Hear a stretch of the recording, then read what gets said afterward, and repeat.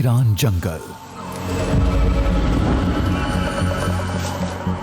सन्नाटे का शोर, चारों तरफ खौफनाक आवाजें। डर से रोंगटे खड़े थे, फिर भी पगडंडियों को चीरते हुए बढ़ते जा रहे थे।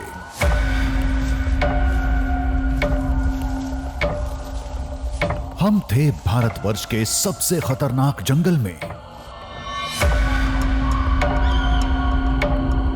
खोज रहे थे रामायण के एक साक्ष्य को।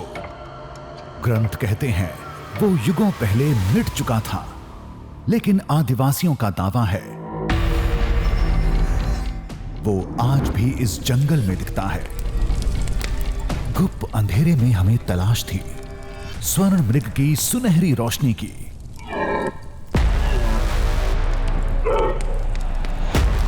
तभी एक आवाज आई, हम उधर भागे।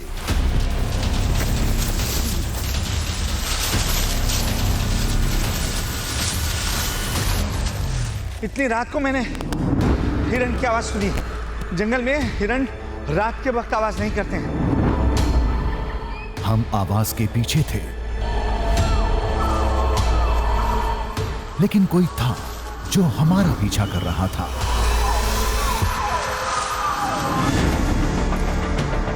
तमाम मुश्किलों को पीछे छोड़ जब उस आवाज के करीब पहुंचे तो नजारा देख हिल उठे।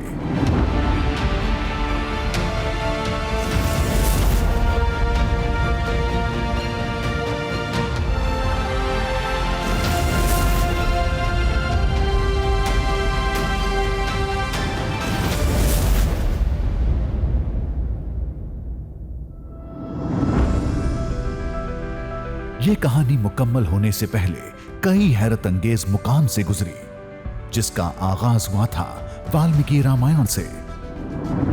वाल्मीकि रामायण में अरण्य कांड के सर्ग 43 में लिखा है, रावण ने सीता हरण के लिए मायावी मारीच को भेजा था, जो स्वर्ण मृग बनकर सीता जी के सामने पहुंचा। तब श्री राम ने स्वर्ण मृग बने मारीच का वध कर दिया था। ये कहानी है छत्तीसगढ़ की। दावा है मुंगेली जिले के आदिवासियों का। कहते हैं जंगल में आज भी स्वर्ण मृग हैं जो रात में सोने की तरह चमकते हैं, जिसे लोग मारीच का अवतार बताते हैं। दावा भरोसे के काबिल नहीं था। फिर सोचा मामला दंडकारण्य का है, जहां रामायण से जुड़े कई साक्ष्य हैं, तो इसे यूं ही खारिज करना ठीक नहीं होगा। लिहाजा रिसर्च में जुट गए। हमने रामचरितमानस और वाल्मीकि रामायण की कथाओं को खंगालना शुरू किया। राम कथा की भौगोलिक पहेलियों को सुलझाया।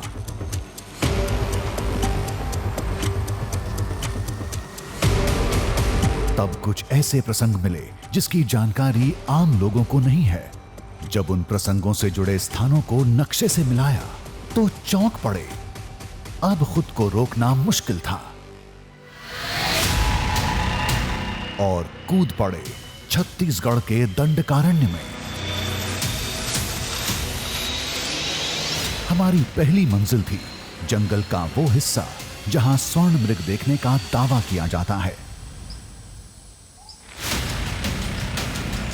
जिसका पहला पड़ाव था आदिवासियों का वो गांव जिन्होंने उस अलौकिक मृग को देखने का दावा किया था, जिसका रामायण के कई किरदारों से वास्ता है।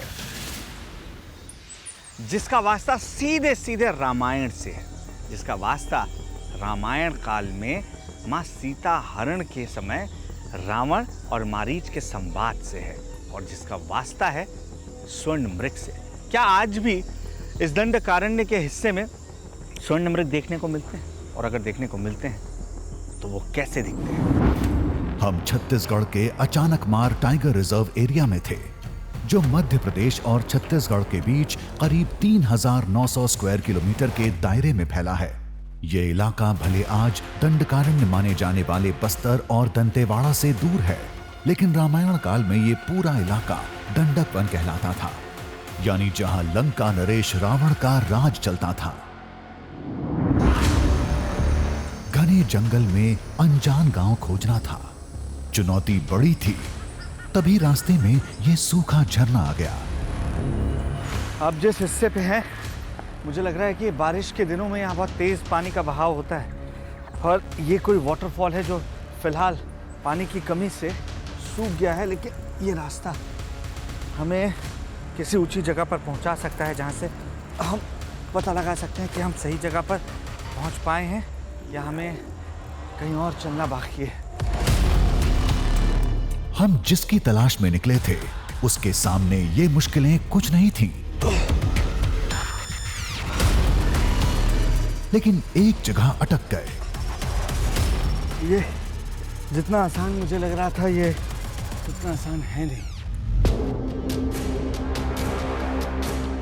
क्योंकि पत्थरों पर पानी की वजह से फिसलन बहुत ज़्यादा है और पत्थरों पर गिरने का मतलब सीधे बुरी तरीके से घायल होना है। देख रहे हैं, एक पैर रखने की जगह है तो दूसरा पैर कहाँ रखा जाए ये समझ नहीं आ रहा है। ओह, नीचे देखकर ही डर लग रहा है। मैं फंस गया हूँ,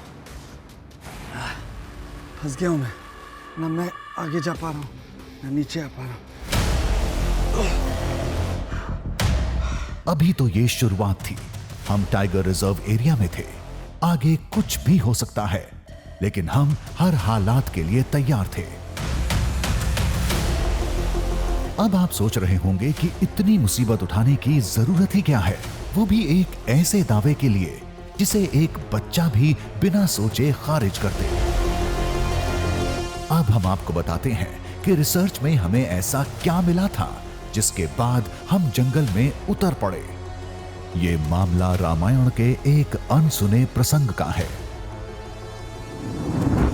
ज्यादातर लोग ये सोचते हैं कि मारीच का रामायण में श्री राम से वास्ता उस वक्त पड़ा था जब मारीच स्वर्ण मृग का रूप धारण करके प्रभु श्री राम को दिग्भ्रमित करता है और उसी समय रावण, जो कि एक भिक्षुक की भूमिका में वहां पहुंचता है और वो सीता हरण करता है। लेकिन बालकांड के 25वें, 26वें और 27वें सर्ग के मुताबिक सीता हरण से पहले भी श्री राम और मारीच का सामना हुआ था। ये उस समय की बात है जब श्री राम ने ताड़का वध किया था। मारीच ताड़का की सेना का एक योद्धा था। ताड़का के बाद श्री राम ने मारीच पर भी तीर चलाया था। वार इतना तेज था कि मारीच वहां से दक्षिण पूर्व दिशा में 100 योजन दूर जा गिरा। जब हमने इस राम कथा को आज के भूगोल से जोड़ा, तब हैरत अंगेज तथ्य सामने आया। जहां ताड़का वध हुआ था, आज वो जगह बिहार के बक्सर में मानी जाती है, जहां से लगभग 100 योजन की दूरी पर ठीक दक्षिण पूर्व की दिशा में छत्तीसगढ़ का अचानक मार जंगल है, जहां मारीच के स्वर्ण मृग देखने का दावा होता है। जिसे लेकर थोड़ा सोचना पड़ता है, थोड़ा चौंकाती है ये बात कि लोग आज भी स्वर्ण मृग के देखने की बात करते हैं। यही चीज़ें बार बार परेशान करती हैं कि इतना कोइंसिडेंस कैसे हो सकता है। इस अद्भुत संयोग का यह मतलब नहीं है कि इस जंगल में कोई स्वर्ण मृग है। वो एक ही था जिसका प्रभु राम ने वध कर दिया था। आदिवासी जिसकी बात कर रहे हैं वो स्वर्ण मृग ही है या कुछ और, ये तो गांव पहुंचने के बाद ही समझ में आएगा।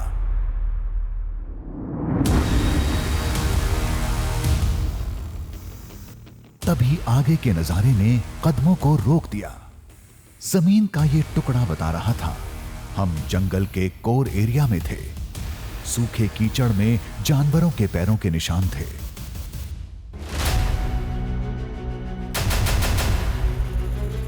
बचने का रास्ता तलाश रहे थे। अचानक जंगल में हलचल बढ़ गई।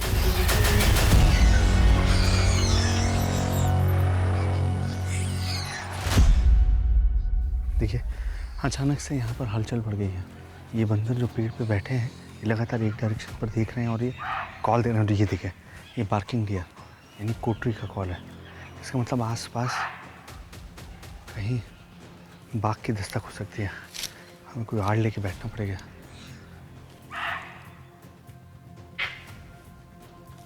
बिल्कुल यहाँ सर के ऊपर ये है।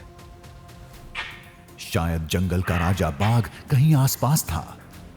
इलाके को तुरंत छोड़ने में ही भलाई थी। हम कोर एरिया में भटक चुके थे। पता नहीं कौन सा रास्ता आदिवासियों के गांव ले जाएगा।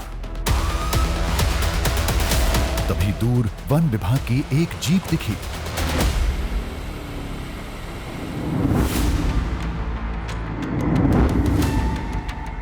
तेजी से उधर भागे। शायद रेंजर की टीम कोर एरिया में गश्त लगा रही थी। जीप पहुंच से बाहर थी, लेकिन वही हमारी आखिरी उम्मीद थी। उसे पकड़ने के सिवाय कोई चारा नहीं था और हम इसमें कामयाब रहे।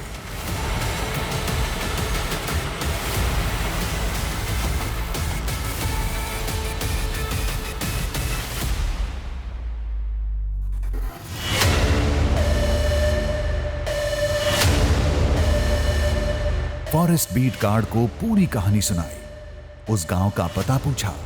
ये हमें गांव के पास छोड़ने के लिए राजी हो गया। फिर मालूम चला कि इसे एक जरूरी काम को अंजाम देना था। ब्लैक लेपर्ड की गतिविधि मिली है और उसमें हम लोग ट्रैप कैमरा लगाने जा रहे हैं। ये टीम हमें गांव के पास छोड़ते हुए अपने मिशन पर निकल जाएगी। रास्ते में पता चला कि अचानक मार जंगल में दुर्लभ प्रजाति के जानवर मिलते रहे हैं। काला तेंदुआ उनमें से एक है, जिसे लोग ब्लैक पैंथर भी कहते हैं। इसी जंगल में सफेद भालू भी देखे गए हैं। ये खबरें इस बात की तस्दीक भी करती हैं। कहीं ऐसा तो नहीं आदिवासी जिसे स्वर्ण मृग बता रहे हैं वो किसी जानवर की कोई नई प्रजाति है जिसके बारे में कोई नहीं जानता। खैर, अब हम गांव के करीब थे। सारी पहेलियां अब सुलझने वाली थी। थोड़ा आगे बढ़े तो गांव की पहली झलक मिली। हम सुबह से पैदल चल रहे हैं और हमें जंगलों के बीच एक गांव बड़ी मुश्किल से अब देखने को मिला है। मेरी पूरी उम्मीद है कि इस गांव में दाखिल होने के बाद अब हमें वो सुराग ज़रूर मिल जाएगा जिसके ज़रिए हम उस दृश्यम की खोज में आगे बढ़ सकते हैं, जिसके बारे में बताया गया कि यहाँ हिरण की वो प्रजाति देखने को मिलती है जिसे लोग मारीच से जोड़ते हैं। वो प्रजाति जो स्वर्णिम है, यानी गोल्डन जैसे आप कहते हैं उस तरीके से नज़र आती है। इसके लिए हमें पहले गांव में दाखिल होना पड़ेगा। वहाँ के लोगों से बात करने के बाद ये पता लगेगा कि आखिर हमें इस घने जंगल में किस दिशा में आगे बढ़ना होगा। यहां से मिली जानकारी इस खोज को आगे ले जाएगी।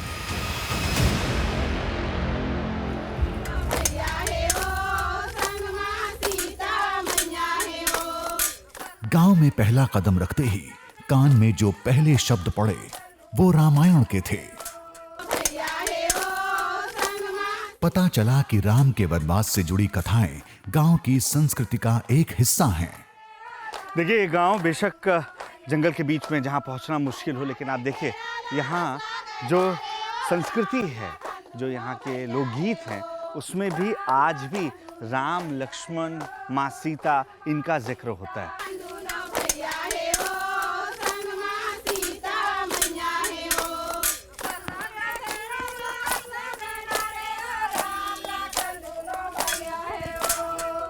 फिर हम काम में जुट गए। कई लोगों से पूछा, बहुत बात की। फिर ऐसे राज सामने आए जिसने हमें हिलाकर रख दिया। सभी ने एक सुर में कहा, जंगल में रात के वक्त चमकता हिरण दिखता है। मैं सुना यहाँ हिरण अलग तरीके के मिलते हैं। हाँ, अलग तरीके का ही है हमारे यहाँ। लाल वाला। अच्छा। हाँ, कबरी कबरी बूंदी बूंदी वाला। हाँ, सफेद बूंदी, लाल। हाँ। लाल आने ज्यादा रहते हैं। और कुछ चमकने वाला या सोने वाला? वो तो अभी उतना नहीं चमके हैं। नहीं, सही दिन में ना कम दिखते और दिखते गायब हो जाते।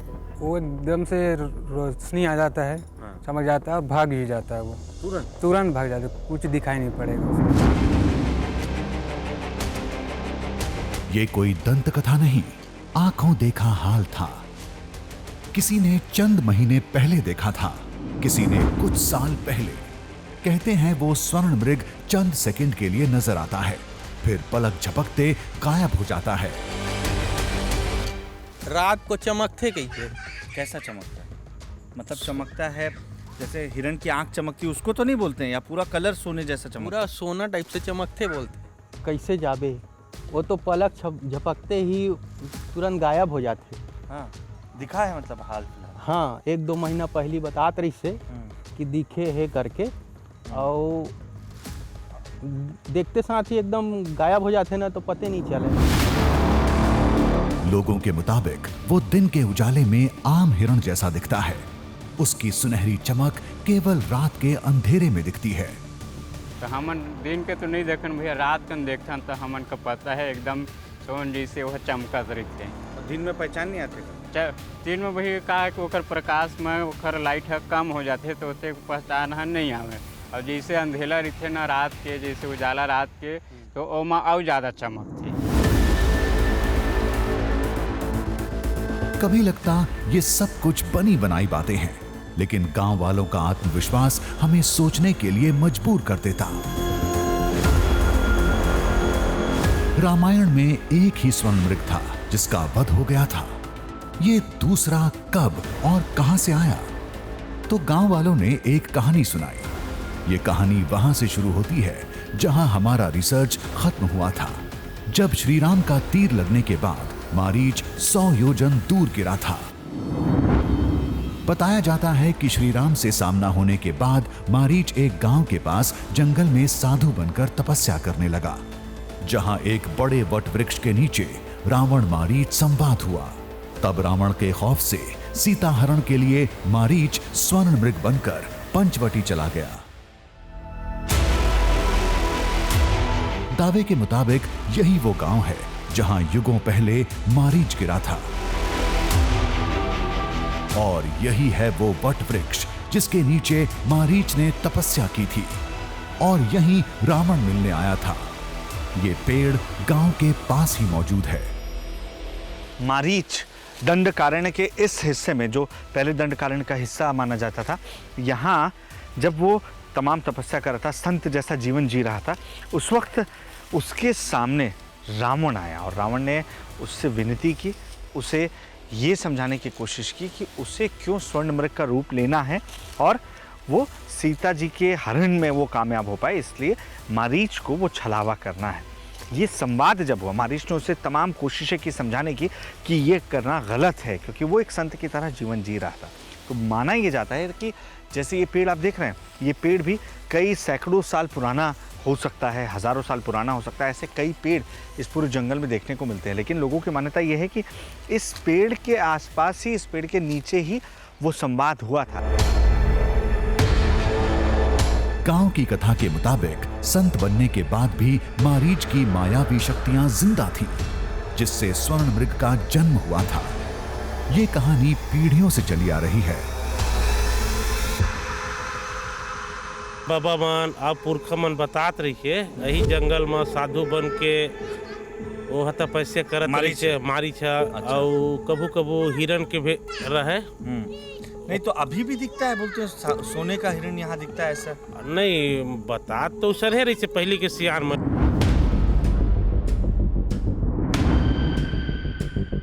उस मृग को कोई खोज नहीं सकता, बस आते जाते कभी कभार दिख जाता है, वो भी जंगल के सबसे खतरनाक कोर एरिया में।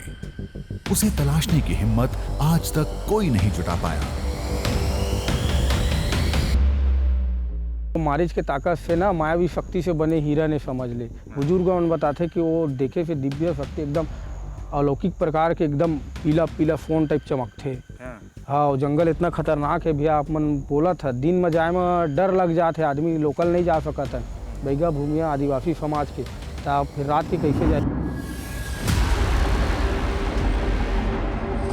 लेकिन हमें तो जाना था, उस हिरण को खोजकर रहस्य को सुलझाना था, लेकिन उसे खोजेंगे कहां? जंगल तो मीलों लंबा है। तो गांव वालों ने एक जगह बताई। सूरज ढलते समय जंगल का एक हिस्सा सुनहरे रंग जैसा दिखता है। कहते हैं रात के वक्त वहीं स्वर्ण मृग दिखेगा।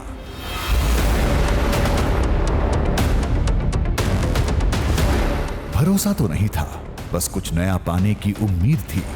तो चल पड़े गांव वालों के बताए रास्ते पर एक वॉच टावर की तरफ जो जंगल के कोर एरिया में पड़ता है। वहां से इलाके का कोना कोना दिखता है।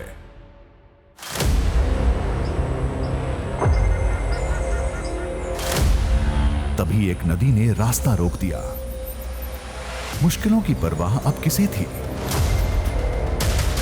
हमें जल्द से जल्द उस जंगल में पहुंचना है क्योंकि कभी भी अंधेरा हो सकता है और उसके लिए हम मुझे जो रास्ता देखने को मिल रहा है ये बहुत ख़तरनाक हो सकता है क्योंकि यहाँ सिर्फ एक पेड़ है जो फिसलन से भरा हुआ है और नीचे पानी है जिसकी गहराई मुझे भी नहीं पता है।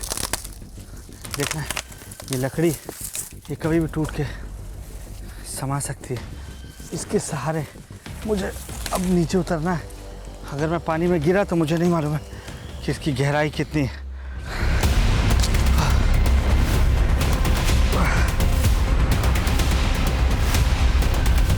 ये खतरनाक हो सकता था, लेकिन यही एक रास्ता था। इस गिरी हुई लकड़ी पर मैंने भरोसा तो कर लिया, लेकिन मुझे लग रहा है कि ये कहीं गलती न साबित हो जाए। हर कीमत पर मंजिल तक पहुंचना था। जंगल में कुछ तो है जो अनदेखा है, अनोखा है। गांव वालों ने कुछ तो देखा होगा, यह पता करना जरूरी था। सूरज ढलने में ज्यादा वक्त नहीं बचा था। कदम तेजी से टावर की तरफ थे। तभी एक आहट हुई। एक सेकंड, चुप चुप चुप चुप चुप चुप। सामने काला तेंदुआ था, बिल्कुल नजरों के सामने। देखिए सामने ब्लैक तेंदुआ है, बिल्कुल बहुत खूबसूरत है। मैं नहीं चाहता हूँ कि उसकी नजर हम पे पड़े। हिलो मत, बिल्कुल मत हिलो। शायद ये वही था जिसकी बात फॉरेस्ट गार्ड कर रहे थे।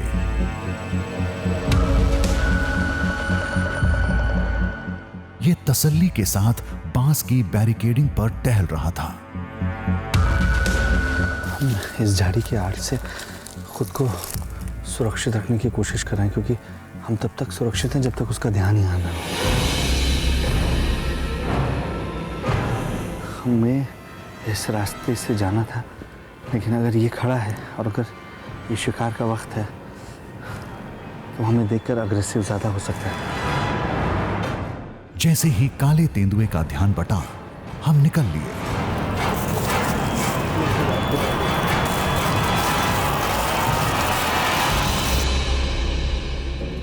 एक सेफ जगह पहुंचकर हमने राहत की सांस ली और आगे बढ़े।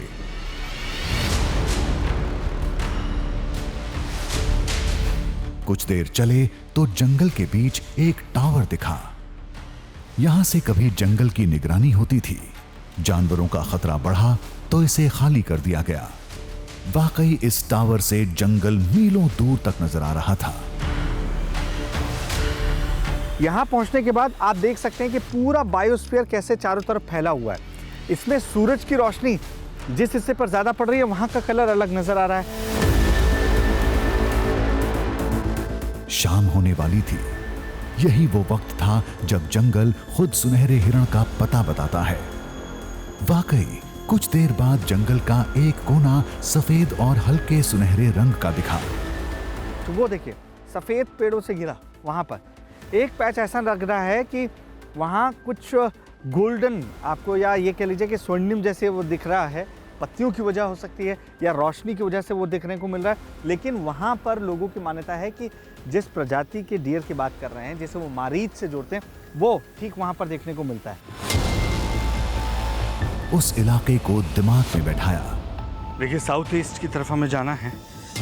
पॉइंट को नक्शे में सेट किया, फिर निकल पड़े स्वर्ण मृग की खोज में। अंधेरा जंगल में जगह बनाने लगा था। हमें जल्द से जल्द उस पॉइंट तक पहुंचना था। वक्त गंवाए बगैर हम आगे बढ़े। जंगल में अंधेरा फैलने लगा था। रास्ते में हिरण का एक झुंड मिला। कई सारे थे। हम दबे पांव करीब पहुंचे। दावे के मुताबिक स्वर्ण मृग रात में चमकता है, बाकी समय वो आम हिरण जैसा दिखता है। क्या पता इनमें से ही कोई हो। देखिए यहाँ पर स्पॉटेड डियर के एक झुंड देखने को मिल रहा है। हम तेज़ नहीं बोल सकते हैं क्योंकि ये आवाज़ सुनते ही भाग जाते हैं। वो देखिए वहाँ पर, इसमें मेल फीमेल दोनों हैं। मेल जो सींग के साथ है और फीमेल जिनकी सींग नहीं है। यहाँ चहलकदमी हो रही है, तब वो आसानी से देखने को मिल रहे हैं, लेकिन इसमें कुछ अलग रंग या अलग प्रजाति के हिरण पहचान पाना मुमकिन नहीं है। आहट पाते ही हिरण भाग जाते हैं। वो स्वर्ण मृग तो पल में गायब हो जाता है। उसे कैमरे में कैसे कैद करेंगे? कई उलझने थी, लेकिन थमे नहीं, बढ़ते रहे। आखिरकार हम अपनी तय जगह पर पहुंच गए। हम उस जगह पर आ चुके हैं जो हमने वो सामने वहाँ वॉच टावर से मार्क की थी। और अब देखिए शाम हो चुकी है और आसपास जो सूरज की रोशनी है वो बहुत छन छन कर पहुँच रही है। अब मुझे लग रहा है कि हमें जल्द से जल्द कोई समतल जगह खोजनी होगी जहाँ हिरणों की चहलकदमी ज़्यादा रहती है।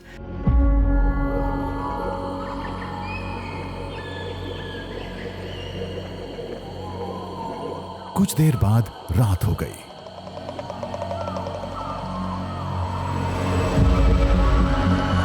काली रात में जंगल और भयानक दिखता है। खुद की आहट भी डरा देती है। अगर स्वर्ण मृग को देखना है तो ये जोखिम उठाना ही पड़ेगा।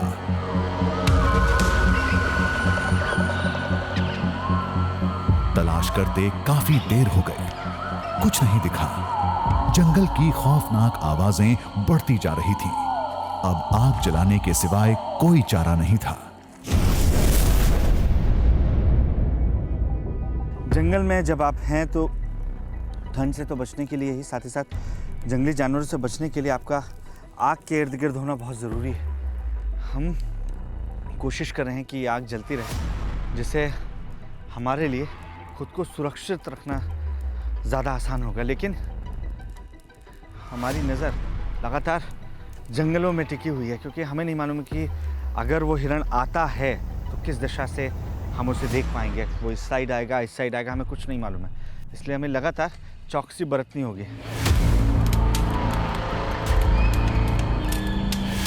आग के घेरे में हम महफूज थे, लेकिन निगाहें जंगल पर टिकी थीं। आग की रोशनी में हमारी खोज जारी रही। बुझती आग ने हमें वापस बुला लिया। हम आग जलाने में जुट गए। तभी एक आवाज सुनाई दी।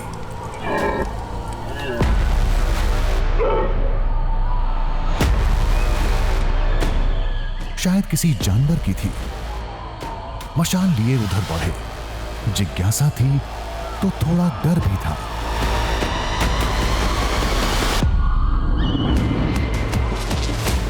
मशाल देख जानवर भाग न जाए, ये सोच मशाल बुझाकर आगे बढ़े, ठीक आवाज की दिशा में। इतनी रात को मैंने हिरण की आवाज़ सुनी है। जंगल में हिरण रात के वक्त आवाज़ नहीं करते हैं। उनकी आवाज़ उनके वक्त आती है, और रात को जो शिकारी होते हैं, जो हिरण का शिकार करते हैं, बाघ, तेंदुआ, इनकी चहलकदमी होती है। और ऐसे में हिरण की आवाज़ मुझे इधर से आई है या इधर से आई है, ये मैं पता लगाने की कोशिश कर रहा हूँ। आवाज लगातार आ रही थी, लेकिन कुछ दिख नहीं रहा था। बेचैनी और बेताबी बढ़ती जा रही थी। तभी पेड़ की आड़ से कुछ नजर आया। हमारी आंखें फैलती चली गईं। अरे, ये तो एक हिरण था। कुछ अलग सा, शरीर पर हल्की चमक थी। कुछ सुनहरी जैसी। हमने माथा पकड़ लिया। ये तो हमारी समझ से परे। आखिर ये क्या था? वो आंखों से ओझल होने लगा। हम धीरे धीरे उधर बढ़े। उस अद्भुत हिरण की एक और झलक मिली। मैं कोशिश कर रहा हूँ कि उसके जितने पास हो सके मैं पहुंच सकूं। इसके लिए ज़रूरी है कि बिना शोर किए हम आगे बढ़े धीरे धीरे। क्या ये वही स्वर्ण मृग था जिसे गांव वाले बता रहे थे? हिरण तेजी से भागा, हम भी पीछे दौड़े। कुछ पल दिखा, फिर गायब हो गया। I can't believe it! अरे कहाँ गया, कहाँ गया? हमने जो सुना था अजय, तुमने देखा, वो यहाँ था, ठीक है? वो कहाँ गया? यहाँ, वो इस जगह पर चमक रहा था जहाँ चांद की रोशनी में हर चीज सफेद दिख रही है। अजय तुमने देखा वो कैसे चमक रहा था? ऐसा लगा जैसे किसी ने लाइट जला दी, लेकिन वो गया कहाँ? वो अद्भुत जानवर जंगल में और अंदर चला गया। रात के वक्त आगे बढ़ना खतरे से खाली नहीं था। जहां वो हमें दिखा था, वहां हमने निशान बनाकर वहीं रुकने का फैसला किया। मुझे अभी भी यकीन नहीं हो रहा है कि मैंने जो देखा वो इस जगह पर था। यही वजह है कि हमने इस पेड़ पर ये मार्क कर दिया है, ताकि हम सुबह आकर एक बार फिर से ये जानने की कोशिश करें कि क्या वाकई यहाँ पर जो हमने देखा वो सिर्फ रात को होता है, या सुबह भी उसकी कोई 1% भी पॉसिबिलिटी है कि हम यहाँ पहुँचने के बाद वो दृश्य हम एक बार दोबारा देख सकें। हम वहीं आग के पास लेट गए। थकान से तुरंत आंख लग गई। पूरी रात दिमाग में वो चमक घूमती रही। आखिर वो क्या था? एक हिरण। तो वो चमक कैसी थी? हिरण की तो नहीं हो सकती। गांव वाले भले स्वर्ण मृग बोलते हैं, लेकिन ये असंभव है। सुबह होते हम तलाश में जुट गए, लेकिन कोई फायदा नहीं था। दावे के मुताबिक वो हिरण केवल रात में चमकता है। दिन में अगर वो सामने होगा तो भी उसे पहचान नहीं पाएंगे। फिर हमें जो रात में दिखा वो क्या था? क्या हिरण की कोई नई प्रजाति थी? भारतवर्ष में हिरण की कुल 8 प्रजातियां पाई जाती हैं। इसमें बारहसिंघा, सांभर, चीतल, पाढ़ा और काकड़ मैदानी इलाकों में पाए जाते हैं। वहीं हंगुस प्रजाति का हिरण कश्मीर में, डासिंग मणिपुर और कस्तूरी मृग हिमालयी इलाके में होते हैं। इनमें से किसी की खाल नहीं चमकती। इस जंगल में काला तेंदुआ और सफेद भालू जैसे दुर्लभ प्रजाति के जानवर मिलते रहे हैं। हो सकता है सोने जैसा वो सुनहरा हिरण भी कुछ वैसा ही हो, लेकिन इसके बारे में किसी के पास कोई जानकारी नहीं थी। कहानी मुकम्मल हो चुकी थी, लेकिन हमारा सवाल अभी भी जस का तस था। रात में हमें जो दिखा था वो क्या था?